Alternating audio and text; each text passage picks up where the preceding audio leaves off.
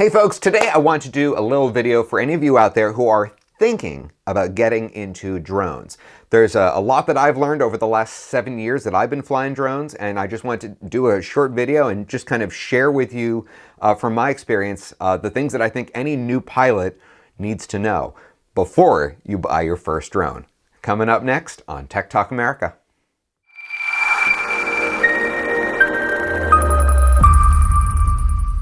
All right, so the first thing I want to just say is no matter where it is that you live in the world, and really more importantly, it's wherever you intend on flying, you need to make sure that you are legally able to do so. For those of you out there who are in the United States, the FAA does make an app called Before You Fly. It's a free app. You can get it from your app store. So just do your research and make sure that before you even go ahead and buy a drone, that you can legally fly it wherever it is you want. Another thing just about laws in general with drones is that a lot of times when you hear about people getting busted for flying and in illegal locations, they don't get busted usually when they're actually filming. It's when they post it to social media.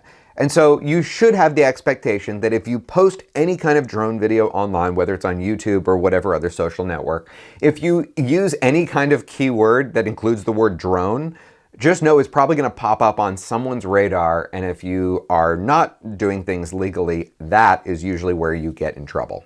Now, when you're deciding which drone to actually purchase, of course price is going to be a major thing on a lot of people's minds. Back in the day when I first started doing this stuff, it's like there was no way that you were getting through this without at least spending $1,500. Now the prices have come way down. In fact, one of the ones that I recommend, I just checked out this morning on Amazon, whose prices can change all the time. For the version that I would recommend, it was at just over $400, and that's with the accessory kit. But the thing that I'm really getting at here is that other than price, there is something that you should definitely consider: wind speed. So for example, where I live in the world, we never really have wind speeds that are less than around 14 miles an hour. When you're on the ocean, that's what tends to happen. So if you live in an area that is particularly windy, you might need to consider that, a cheap drone versus a more expensive drone may be the difference between actually being able to fly and never being able to fly. For this reason alone, that's why I purchased my current favorite drone, which is the DJI Mavic Air. This little puppy, which folds up, all these propellers fold down, this can withstand 22-mile-an-hour winds. It also shoots 4K video, which I love. So something to consider: wind speed before you make your first purchase.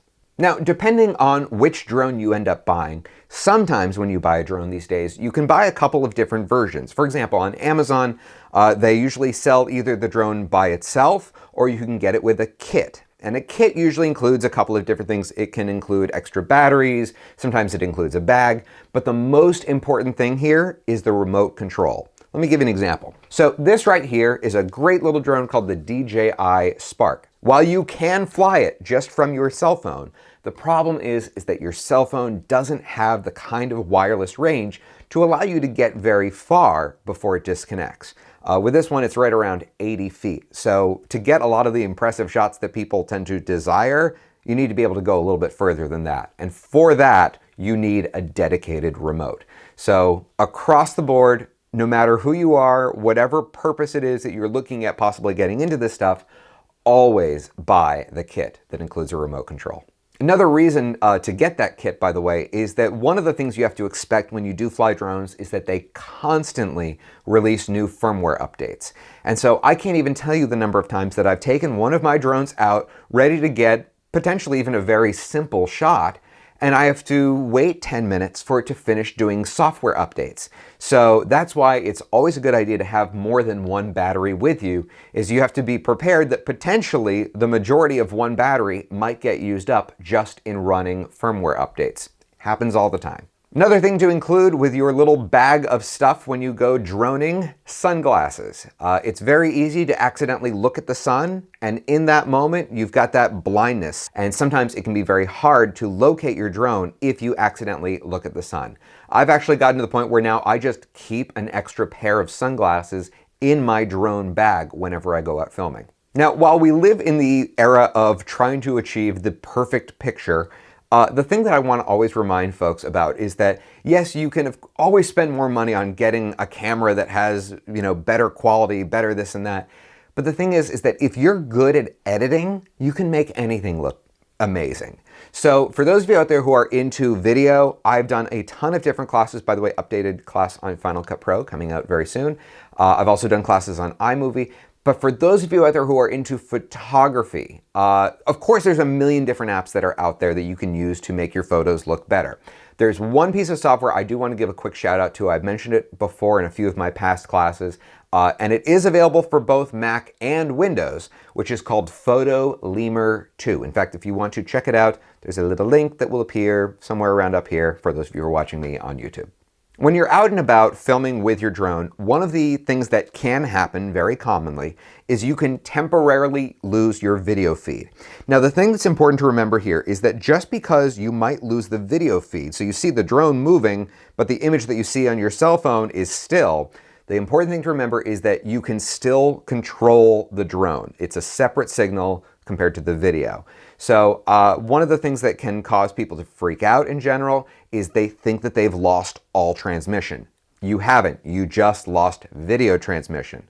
So if you have this encounter, if it happens to you, the important thing to remember is to maybe don't go so far away. Try to bring it back a little bit so that it does reconnect that. And just always fly within a safe range. At this point, what I would like to do is I'd like to kind of introduce you to my little drone family, show you what I'm flying these days, but there's a little disclaimer here. Drones are like iPhones. There's a new one every year. So if you want to see which drones that I'm currently recommending, make sure you head over to my website at techtalkamerica.com and visit the page for product recommendations. You'll find everything that you need right there. So let's meet the family. So this little puppy is Drone Crawford, also known as my DJI Spark. You will notice a little theme, by the way, in how I name my drones. So the DJI Spark, as you can see here, it is so small. It literally lands in the palm of your hand. I tend to think of this as like a really great family drone. You know, if you want to go out with the kids, go hiking somewhere and get a kind of awesome shot at the very end there, this is a great drone to just be able to throw into your bag. It's lightweight, it's easy to use. Love it. Big, big fan. The next one I want to show you is actually my current favorite drone. I use this thing all the time. This is the brand new DJI Mavic Air. Again, very, very small, very compact, foldable. As you can see here, the legs fold down, the propellers fold in, like so. Back propellers fold down. And when you're done, check out how small that puppy is. Right like that. So what I love about this little drone, as I already made kind of a reference to earlier, this can withstand 22-mile-an-hour winds, which for me is a very big difference. Shoots 4K video, shoots camera raw, all the key features that most people care about, this thing can do. Also, while both this and the DJI Spark have autonomous modes, this has a few more that I find are pretty darn impressive. And finally, the last drone that I want to introduce you to is one that I would not recommend that you buy. So this used to be my favorite drone. It's very large, so it takes two hands for me to do this. This is the Unique Typhoon H, which, as you can see here, it's got a 4K camera on it, 6 blades. Here's the problem. It takes me about 5 minutes to be able to get this puppy ready to rock and roll. And a lot of times when you see that amazing sunset, 5 minutes can be the difference between your amazing shot and still cool, but not quite as cool as it could have been. Also, this is incredibly heavy to lug around. It requires a backpack. The remote control is like this big. So my point here is that this drone was replaced by that drone. So don't think necessarily that bigger is better when it comes to drones. In fact, many times it's actually the opposite. So what I wanted to do at this point is, for those of you out there who are going to be first-time pilots, I wanted to share with you the most common reasons why drones crash. If you can learn these lessons now, it'll prevent potential disaster in the future. So let's go through them. In no real particular order, the first reason why I found a lot of drones crash has to do with disorientation on the part of the pilot. Let me give you an example of this. So if I'm flying away from me, forwards is forwards, backwards is backwards, right is right, left is left. The part where people get mixed up is when the drone is facing them. So what a lot of times people will do is they'll get a little bit too close to an object, like let's say a tree, and their initial instinct thought is, oh, move away from the tree, which from their perspective is right, not realizing that right is right into the tree. So especially when you're starting off, it's a really good idea, of course, to fly in open areas, but also to try to keep the drone always facing away from you. The second most common reason, which actually I originally had as first on my list, is compass interference. And this just kind of in general goes along with signal interference. Obviously, we are dealing with wireless signals transmitting from your cell phone and the remote control to the drone itself. So one of the things that you can do to avoid problems is you need to stay away from large metal objects. Now, I actually have had 2 incidences where I had compass interference. It only led to a minor issue. It just popped off a propeller. It really wasn't that bad. Could have been a lot worse. So here's what you want to do. You want to stay away from large metal objects like cell phone towers, water towers, bridges, anything that has a lot of metal or that's potentially emitting large radio frequencies.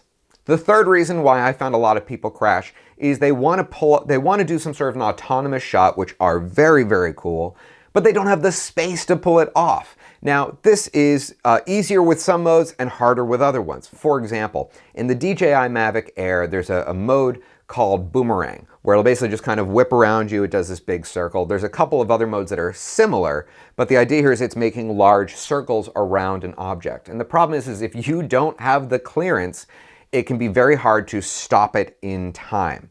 So just make sure if you're going to do an autonomous shot, make sure it's the kind of shot where you have no obstacles. Fourth reason, return to home crash. So this is where basically any drone these days has on the remote one button that you can push, and if you have an emergency, what it will do is it'll stop what it's doing, raise to a certain altitude that you program, fly over where it kind of initially took off from, and it will land itself. So where this can be a problem is if you don't set the return to home altitude at something high enough. This saved my butt a couple of years ago. I was filming a very well-known monument near me, and I temporarily went behind that monument and I lost transmission signal because it's made of granite. So what happened was it took off on its own, went above, thankfully, the monument, crossed over, and landed itself. So just make sure wherever it is that you're flying on that particular day, make sure that your return to home button is set at an altitude that is larger than any objects in the area. Fifth reason why drones crash is referred to as the downdraft effect. So I'm going to try my best to demonstrate this. So imagine that my arm here is a building. Okay, so that building's just kind of hanging out, but meanwhile it's being hit with wind from potentially all over. As the wind hits the building, that wind disperses and it goes up, it goes down, it goes sideways. So what can happen here is if you're filming with a drone and you get a little bit too close to that building, what can happen is it can either kind of suck you into it, or it can push you up, it can push you down. And in either of those cases, of course, if it flips the drone, you're pretty much screwed. You're not going to probably recover from that. So my point here is that when you're filming large buildings, you want to try to stay a safe distance away from them, but also know that you should not take off from one of those buildings. Because think about it, if I'm standing on top of the building, and then as soon as the drone kind of crosses over that boundary, it can get hit from this burst of wind coming from underneath, potentially fast enough that it can't recover. The sixth reason is flying backwards. Flying backwards, of course, can get you a great shot. It's an easy way to potentially get a shot again. A lot of times I'll do a shot where I'll go out and then just kind of wait for a few seconds and then try to get the same shot coming in the opposite direction. Now, one thing to keep in mind about this is that when you are flying, regardless of whether it's forwards or backwards, like with a car, the faster that you're going, the longer it's going to take to stop the drone. The big point here is that if you're worried about crashing into something behind the drone, that is where something like the DJI Mavic Air is going to be very good, because those two little holes there, those are backwards facing sensors. By the way, it also has downward facing sensors and forwards facing sensors. So if you are concerned about safety, I really do love this little drone. Can't speak highly enough about it. And finally, the last reason is whenever you're flying your drone, there's a couple of different modes that theoretically you can fly in. The only mode that you should be flying in is GPS mode. GPS mode means when you let go of the controllers, the drone is going to stop again as quickly as it possibly can, but it's just going to kind of hover. If you are flying without GPS, and you let go of the sticks, it just keeps on going. So it's very, very hard to slow down and land if you ever have to do it without GPS. So the point here is that especially when you're booting up initially, you'll see it initially says ATTI mode. Don't fly until it has a GPS lock. At that point, you're good to go. Thank you for watching, everyone. I hope this video was helpful to those of you out there who are not yet pilots. By the way, if you're curious at ever seeing some of my work that I've done, I do work with more than just drones. For the past couple of years, I've made these very elaborate videos where I live in the world that involve Steadicams and dancing and lip syncing and all sorts of craziness. So if you ever want to check out some of my other work, you can find it all on my website at droningprovincetown.com. So thank you for watching, everyone. This is David A. Cox with Tech Talk America. Class dismissed.